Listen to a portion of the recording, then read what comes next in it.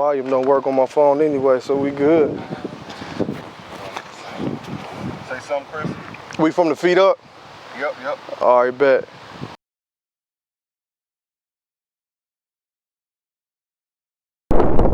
What's up? What's up? First, I want to thank you for choosing me to interview you for this project. You know, I'm a big fan. So, just to start it off, arrived, what does that mean to you? What does that symbolize? You know, just as a man, you know what I mean? Not only as an artist, but as a man, you know, as a son, as a husband, as a father, as a friend, you know what I mean? Just period, just like, just evolving, you know what I mean? Evolution, you never stop evolving. Nobody never stops evolving, nobody never stops learning. Because I was looking at your video, Married to the Game, and I could see like a growth. Do you think that just comes from age, or did was it a certain situation to where you just kind of changed your style a little bit? Because I'm always been transparent in my recording, so yeah, that's why you see the music change a little bit, the message change a little bit, and yeah, just evolving as a man, you know. Okay, I was thinking about Chocolate Summer, and I remember when you came out with that, it kind of like shocked everybody because of the cover. Yeah. And the cover had like, instead of having black people hanging, it had white people hanging from like a tree. And it was interesting because as black people, we're so used to seeing ourselves hanging from trees that it's almost like it don't even faze you. But to see it with a white person, it was like, it really like penetrated, you know, like something like, whoa, that doesn't seem right, because we're not used to seeing it like that.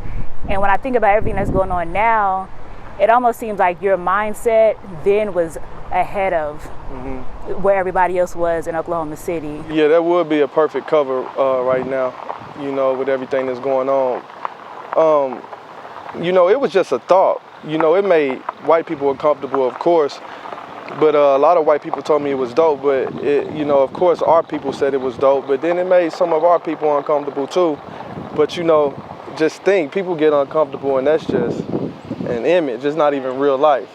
I mean, it was real vice versa, but yeah, that just always stuck with me, like, you know, lynching is a terrible thing. But not just we was getting lynched, though. They was actually bringing their families out, their kids, you know what I mean, treating it like an event. You know, a little 7, 8, 9-year-old boys, you know, looking at the camera and pointing up like, you know, they had no empathy at all, you know. So one day I just wanted to reverse it, you know. But like you said, that was 2016, you know what I'm saying? That was a whole presidential term before now. And it would be perfect now. That's only on Audio Mac. I didn't put it on SoundCloud or streaming platforms because that first sample, it kept getting red flagged for the track 1. It kept getting red flagged, so I couldn't load it on those other platforms. And I wanted that to be the first track, so I just said fuck it. But maybe I'll try again one day, because that's one of my favorite projects, you know. And I just thought it was interesting because what made people black people feeling uncomfortable with seeing white people in that position, but it doesn't make us uncomfortable to see ourselves in that position. Like, just interested in the mindset. But from a person that was bold enough to put something like that out, what do you think about the protesting and everything that's going on with George Floyd and everything that's happened since then? I think it's terrible, you know. We just still trying. We tried, you know, Black Wall Street, we tried, you know, the Panthers, civil rights, we tried, and we still trying, you know. People out there, you know what I'm saying, you can't tell nobody no right or wrong way to do it. You know, me personally, I'm not a fan of changing from within, you know, but at the same time, I ain't trying to leave my kids either, because I feel like that's the only possible real change if we sacrifice our lives. You know what I mean? Cause some bloodshed, take some of their lives.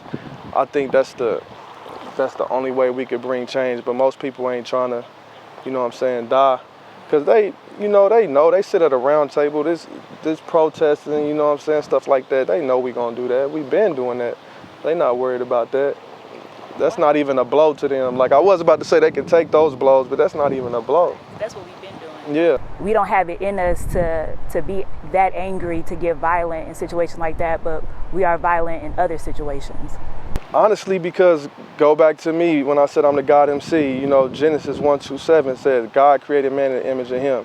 You know, we original man and woman. We got melanin in us. We really got love in us. We really got love in our hearts.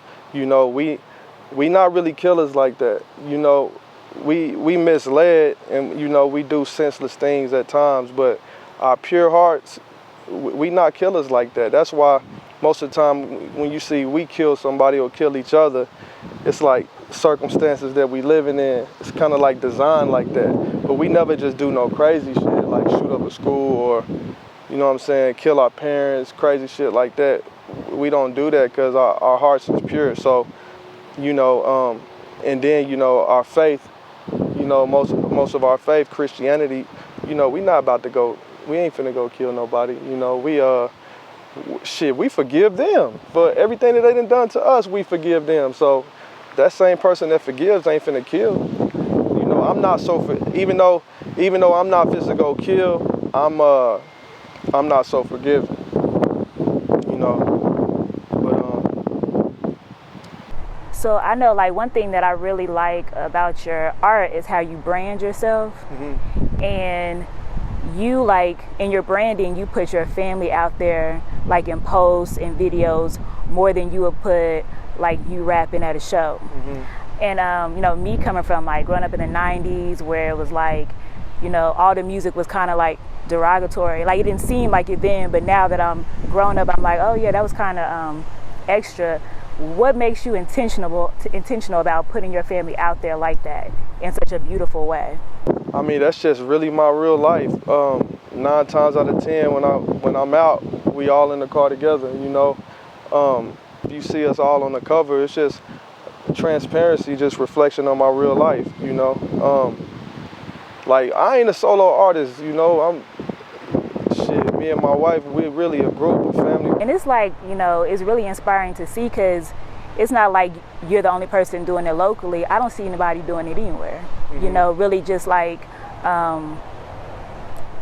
putting the family first, you know, in front of the music mm-hmm. in hip hop. So, you know, as a female, I definitely, especially a black female, appreciate seeing that. But also, I want to go back to Arrived. You have shoes, mm-hmm. Arrived shoes. Tell me about what made you do that and how did you come up with the look of it? So the shoes kind of was like on the fly. It's going on 3 years. We've been putting this together like 3 years. You know, I got the shoes wholesale, and I'm a procrastinator too. So we'll bounce ideas. Me and my wife will bounce ideas and stuff, and then get to it, get back to it, put it off. You know, but during this quarantine, we was just like, might as well just crack down and get it done. You know, and it's just about getting out there, you know, having a faith, being an innovator, you know, it take big balls, you know, people been fucking with it. But yeah, the shoes, the boxes, everything you see, we done it with our bare hands. You know, me and my wife is in there, son crying, daughter, you know, the house got fucked up while we did this because I wanted to have them done by my birthday birthday function. So we had to crack down and get like the final things done like 3 or 4 day span. And so in the meantime, you know, a 4-year-old and a 2-year-old. I like them. As you see, I got mine on.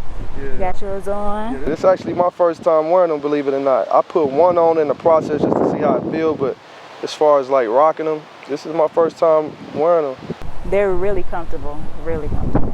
Appreciate that. I know like a lot of rappers consider you to be like their OG. Mm-hmm. Like who is your OG? Like who do you can look up to? In rap or just period? In rap. In rap, of course, Bucket Loc and Nitro. I would say Duo. Even though he's not that much older than me, I would just say him, you know, because he was doing things that I wasn't doing. I was rapping, but, you know, I was just watching him. I wasn't jumping right in the cypher and shit. And just like when I was at Millwood, you know, Millwood is all one, pre-K through 12. So when I'm in middle school in passing, I can remember like this dude named David Brown, RIP, I can remember him freestyling. I know you mentioned your friend Brooke a lot that passed away, and I actually remember Brooke, you know, with all of us just growing up in the same city. What about him continues to inspire you to this day? I mean, somebody I knew from 8 years old to 24 when he got murdered, and we kicked it like so tough. You know, we was best friends. So even though it's been 11 years or 12 years, I could feel it still feel like it was yesterday to me. You know, and then I just got a crazy memory. Like my memory is just stupid. So I just remember a lot of shit in my life. You know, I remember I had a fight at the park in Wildwood with one of the homies on Monday. Then later that evening, me and Brooke, we went to go listen to some beats at this dude named J Mall's house. He used to do a lot of production for a lot of people. And then I just remember Brooke telling me, like, you need to get your shit together. And but yeah, he got murdered that Friday. But yeah, I just remember all types of stuff like that. But actually at my birthday function, I had my godson, his name is Sincere. He named him after Nas and Belly, but I had him with me at the at my birthday function, and it was tight. It was like Brooke was there. He's 16 now. He was 4 when Brooke died. And you know, the power of DNA, because he haven't been around Brooke, but the mannerism, his laugh, like it's crazy. Like I'm not even boosting, like, so DNA is real as hell. Yeah. Maybe it making me feel like kicking it with him, it's just like making me feel young again. Like, like. So like if he, like say he wanted to do music, is that something you would encourage? I encourage him to do whatever he want to do. He write poetry now, you know, but yeah, I encourage him to do whatever he want to do. But he haven't said anything about, he said something about making beats before, but that's pretty much it. He got a mouthpiece on him. He a cool little dude. He live in Dallas right now though. That's where he going to school. Okay. With you being like kind of a bold person and just say like whatever, do you ever listen to something like one of your old songs and be like, I can't believe I said that? Or have any regret over anything you ever said in a song? No, I don't have no regrets. No content that I've had, I don't have any regrets. One thing about me though that people probably don't know, I mean, I don't write my raps. I can listen to a beat. Of course, you probably know that. Come up with a rap in 30 minutes, and I can literally freestyle. But one thing people probably think about me that's not true is I'm not a studio rat. Like I don't be in the studio all the time. You know what I mean? But I'm always like thinking of rhymes though. I'm always doing that. Or over the years, I've listened to beats in the car and shit. I probably put out about 95% of the stuff I ever recorded. You know what I mean? I don't really sit on much music. I put it out. And I think if I didn't do that, I wouldn't be where I'm at. Because if I just did music all these years and sat on it myself and didn't really get the feedback from the people, I probably wouldn't have been able to arrive. For real. So what's your favorite feature or project that you've done? I love Now Showing because just how it came about, and it really ain't never been done before. But I probably would love Arrived more. You know, Arrived is a full length, you know, but I ain't even gonna sit up here in front and be like, oh, Arrived is the best shit I ever done. I think it will be, but I won't know for sure until I put it out. What makes it different? Like what are you talking about on Arrived? I'm talking about the same things, but just the way I craft it, you know, and musically, like I don't physically produce, but just sitting down with producers and stuff, just how I want to hear things and how I want it done. Like I'm excited production-wise, and the raps, of course. I'm excited about all of it. So what are some producers that you work with that you feel like really help your sound? Well, ad-lib, of course, you know what I'm saying, and my wife, you know. That's one thing I would say too, like around Eastside Baby, around that time, you know, because I've always felt like nobody could fuck with me and all of this stuff. But around that time, I still felt like that, but I got humble at the same time too.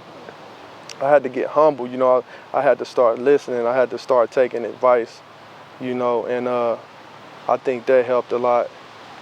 But on Arrived, got Sarah played some stuff on there. Ray June, he played a bass line on the first track. Rob, Worse Than Good, he did some production. Dewberry,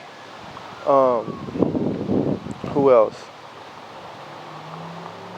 My mind kind of blank right now.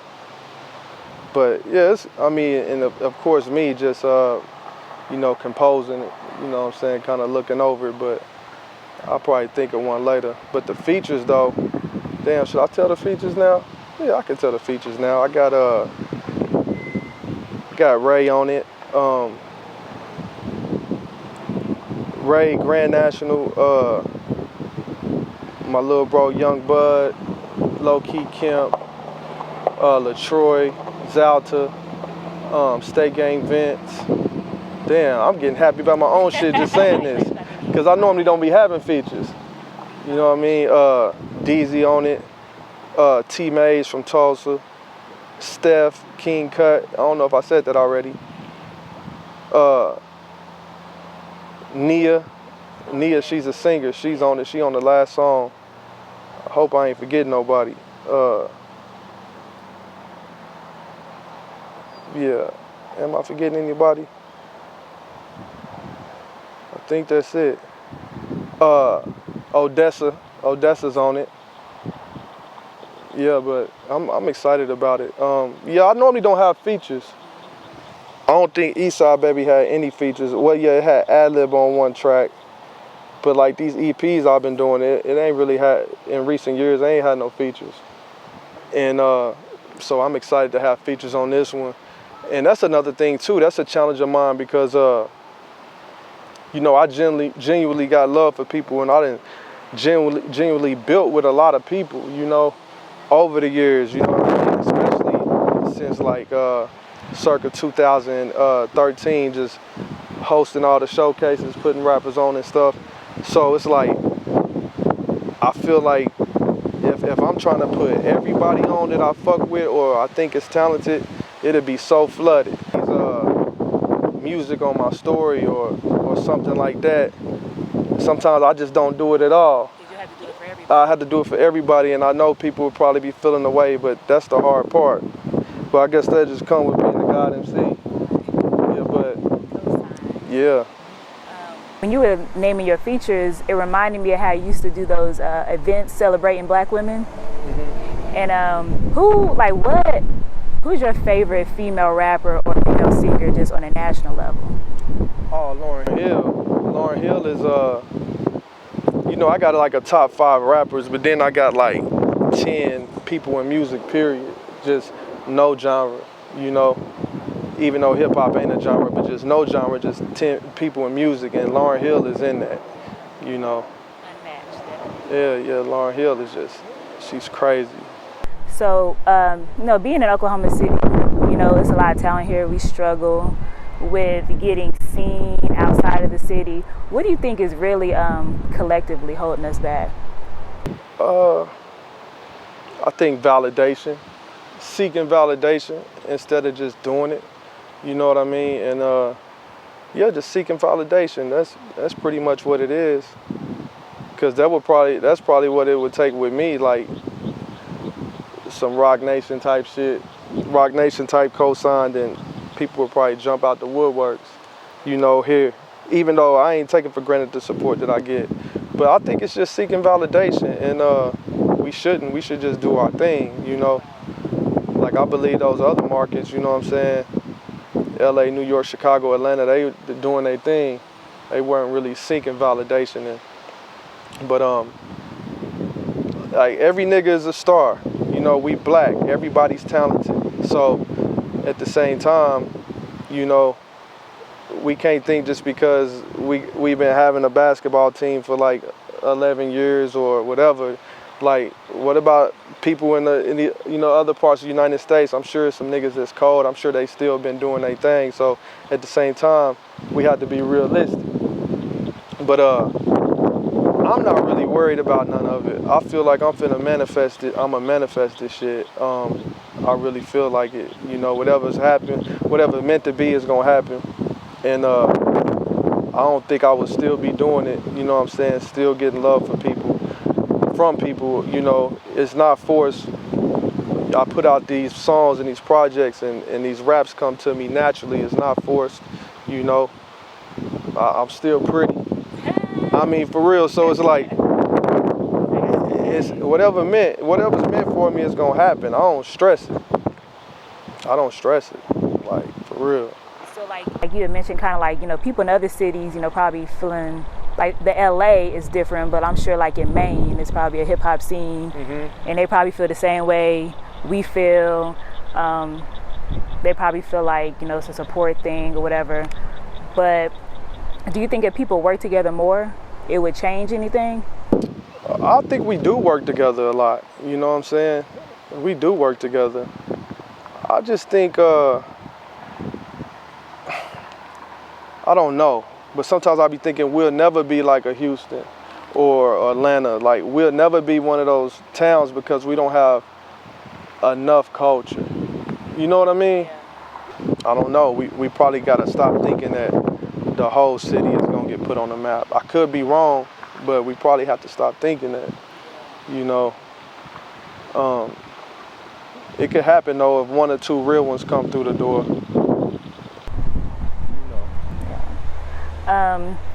Just thinking back on, you know, with everything that's going on with the protesting and the racial tension, how do you feel about non-African American rappers using the N-word in their music? I think it's a terrible thing. Like, that's a big no-no.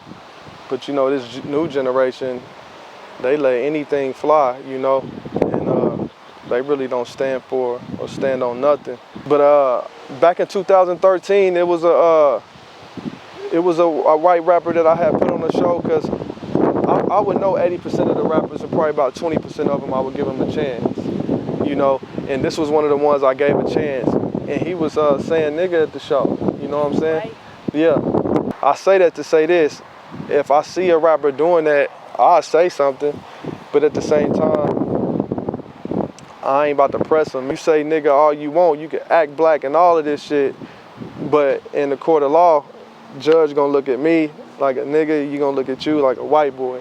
So really, what can I do? As much as I care, at the same time I don't care. It's like, you can't say the world, just worry about your household. You know, I say that in the line. And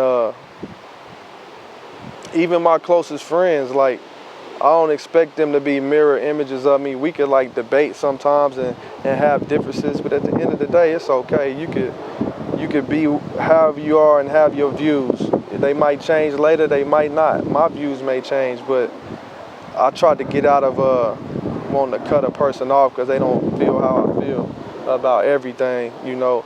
And that's a part of evolving too, just accepting people, you know what I'm saying, for who they are, you know. This life shit is a mother. So is there anything else you want to say about the project or just about your brand in general? You know, I would just post some photos and then one day slap the parental advisory stick on it and say link in bio. Didn't promote, just let the music speak for itself. Now I'm having fun promoting. I forgot what this shit felt like. I'm on some Chris McCain shit now, like, for real, cause wait on this. I always knew how to do this shit. That's why even before I was where I'm at now, you know, my artistry, you still knew who my name was. Like, I know how to promote. I ain't forgot about the shit. But I feel like I haven't even got started yet, you know. But after not promoting for so many years and now promoting again, it's actually fun. Yeah, cause it hasn't came out. We haven't heard anything. Yeah. We just that hype. So yeah, you've been doing a really good job promoting. Thank you. What creatives in the city do you feel like inspire you?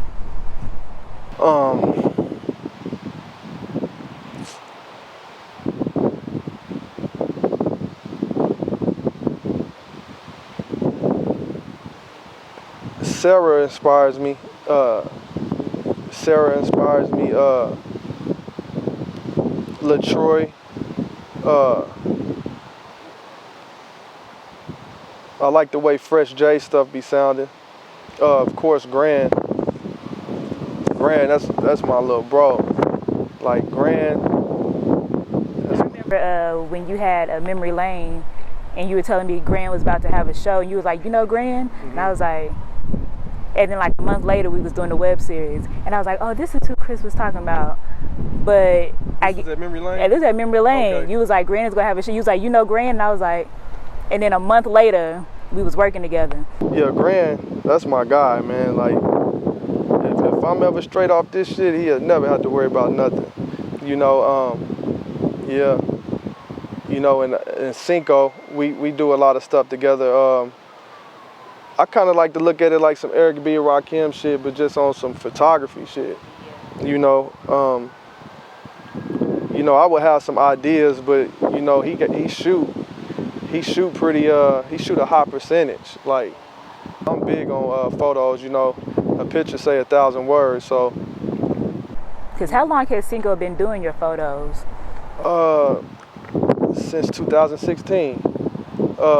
He reached out to me for a Father's Day thing he done. I want to say it was all daddies and daughters, but I could be mistaken. But it was all daddies, fathers, and their kids doing Father's Day. Then after that, we got to work, and me, him, Ad-Lib, and my wife, you know, coming up with concepts and stuff.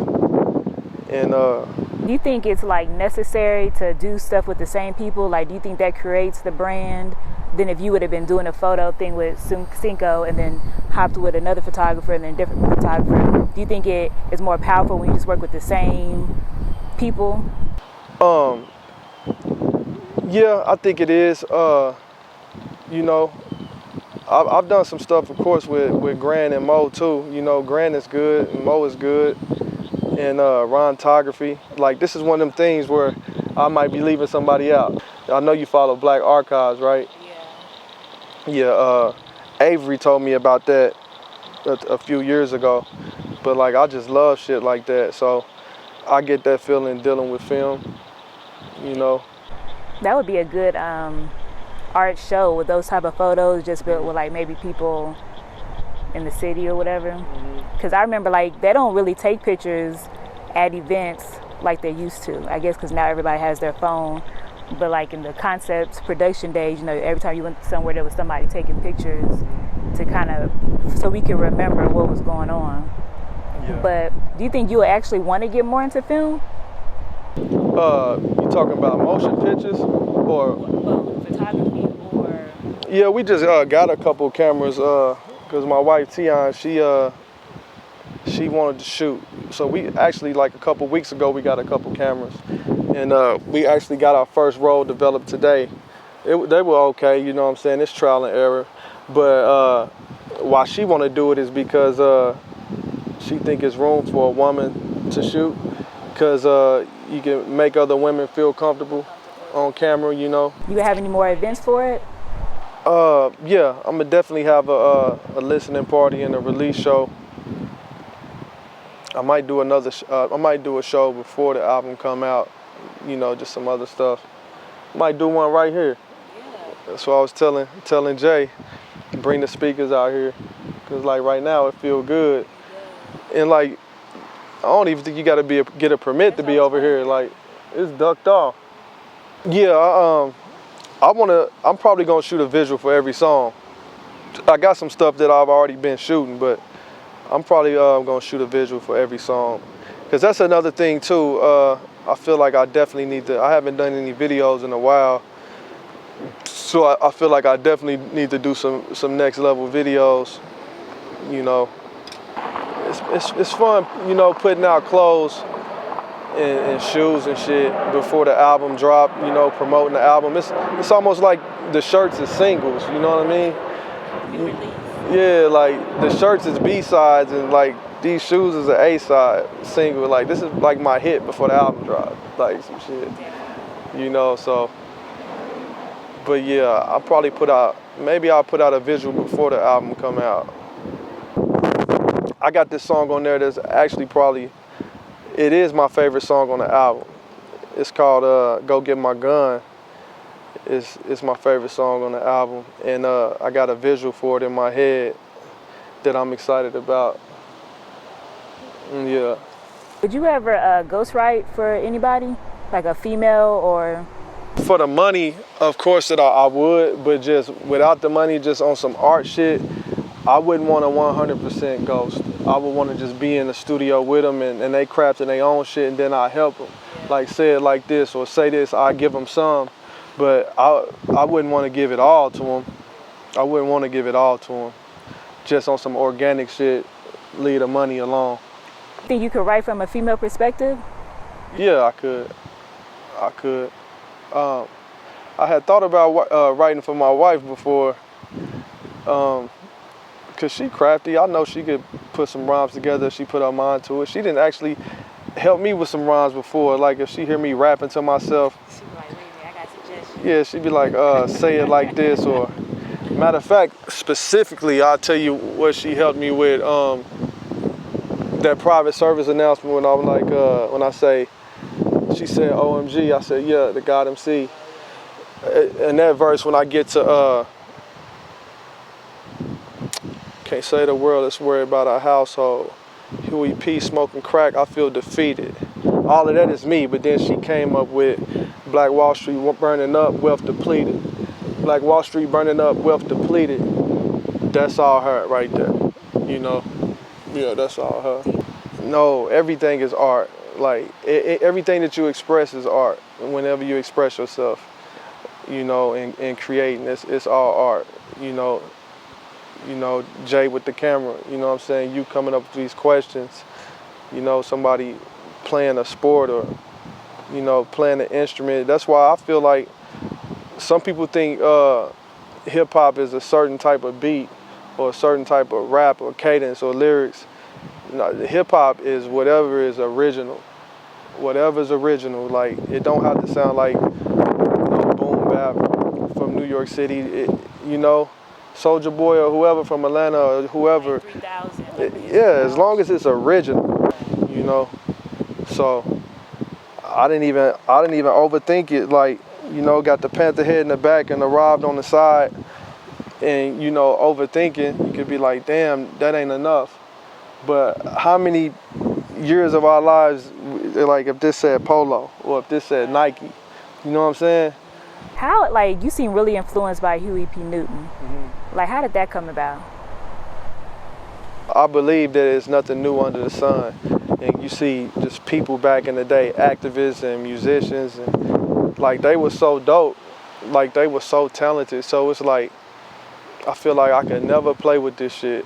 Like I could never play. I feel like I had to set the bar high, you know, and it would be a slap in the face not to just put out some ill shit when people done it so ill, you know what I'm saying, generations in the past. So with all these resources, why would we play around? What you think about like spending like 16 like in front of the sun? Like the silhouette? Let's do it. I'll do a rap that I did on my birthday. Yeah. All right.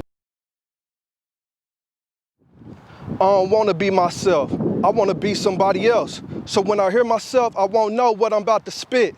Call my new friends like, hey, this nigga sick. He got a show, it's gonna be lit. I'ma approach him for a pic, and all this merch I'ma get. When he die, it's gonna triple. Real hip hop, all that mumble rap is fickle. He signed an autograph with his hometown initials and a note that said thank you. I hope I uplifted you, and everything is hip hop as long as it's original. Thank you, God MC, all your rap verses biblical. The revolution won't be televised, not on Channel 5. The revolution won't be televised, not on IG Live. The revolution won't be televised, they all telling lies. Black on black crime, kill each other, we can never rise. Back to reality, back to myself. I can win an Oscar just acting like myself. So with these other rappers, don't be comparing them. I rap so good, it's low-key embarrassing.